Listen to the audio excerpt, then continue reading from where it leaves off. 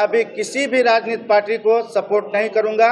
आने वाले दिनों में पता चल जाएगा कि मैं किसके क़यादत को सजदा किया और किसको चूमा। मेरे साथ जो विश्वासघात किया है, मैं निवेदन करता हूं कि ये पार्टी ज़्यादा दिन की पार्टी नहीं है और बिहार में इसकी सरकार भी बनने नहीं जा रही है। आरजेडी का बाइकाट कीजिए, आरजेडी नहीं चलेगी। ये मुसलमानों की पार्टी नहीं है। मुसलमानों को लॉलीपॉप दिखा करके इस्तेमाल करना जानती है। मैं आपको बता देता हूं कि क्षेत्र का जनता की राय है कि आप जमीन में रह के फिर से अपनी जमीन को मजबूत कीजिए।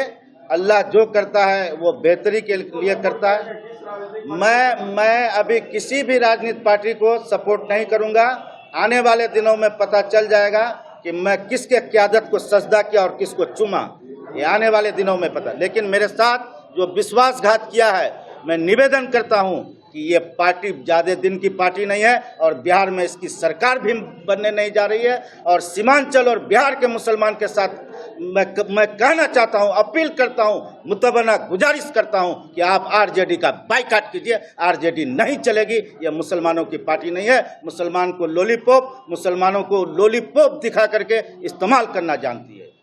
बहुत बहुत धन्यवाद, बहुत बहुत शुक्रिया। पार्टी का मेरा बापू झोला धोए 90 से लेकर के अब तक। हम भी 10 साल लगातार झोला धोए।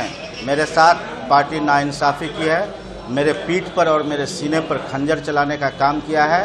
पार्टी हम इसलिए छोड़ रहे हैं कि हम लगातार 10 साल पार्टी का झोला धोए, मेहनत किए। हम कोई मामूली आदमी का बेटा थोड़े हैं। तुम्हारे पार्टी में हम थोड़े झालमुड़ी बेचने के लिए गए थे। हम अपनी क़यादत मांग रहे थे। हम इलाके का खिदमत करना चाहते थे। अब सीमांचल बिहार के मुसलमानों के साथ साथ सीमांचल के मुसलमान का रत्ती भर आप पर विश्वास नहीं रहा। विश्वास को आपने खो दिया है सीमांचल में। और हम आपके पार्टी पर थूक फेंकते हैं। हम आपके पार्टी में जब तक मैं जिंदा रहूंगा, आपके पार्टी में कभी नहीं जाऊंगा। आपने मेरे साथ नाइंसाफ़ी किया है और ज़बरदस्त नाइंसाफ़ी किया है।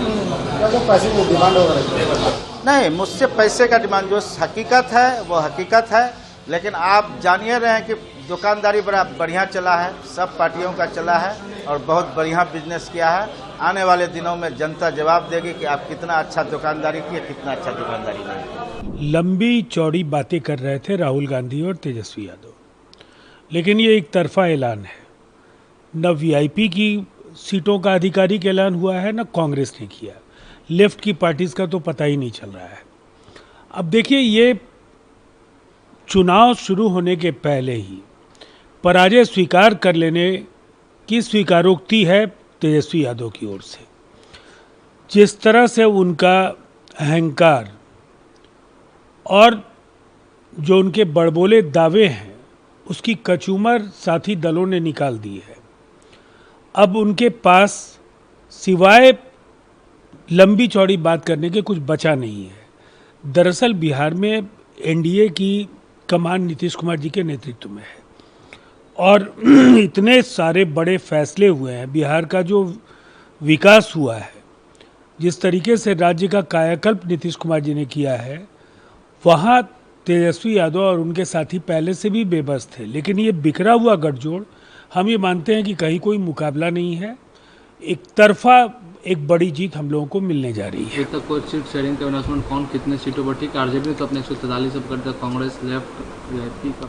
देखिए, मैं तो वही कह रहा हूँ कि सबसे पहले ये उन कार्यकर्ताओं को गहरा सदमा लगा होगा जो तथाकथित महागठबंधन के कार्यक्रमों में कभी वोट अधिकार यात्रा, कभी बिहार अधिकार यात्रा, और सबकी ऊर्जा का व्यय करके जिस तरह से टिकटें बेची गई, जिस तरह से गठबंधन के अंदर सिर्फ उटव्वल है, जिस तरीके का कोहराम है, कहीं तस्वीर स्पष्ट नहीं है। और इसका नुकसान पहले से ही कमज़ोर महागठबंधन को और ज़्यादा भुगतना पड़ेगा।